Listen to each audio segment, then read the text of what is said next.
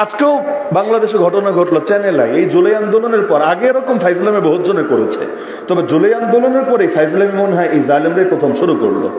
একটা মেয়ে যে সমন্বয়কের ভূমিকা পালন করেছে এবং নিকাব পরে, হিজাব না খালি নিকাব পরেও সেই জালেমের বিরুদ্ধে আন্দোলন করেছে, ভালো কথা। তো এখন সে একটা টকশোতে তাকে ডেকেছে চ্যানেল আইতে। এখন সে বলেছে আমি টকশোতে আসবো, তবে শর্ত হলো আমি নিকাব পরে আসবো।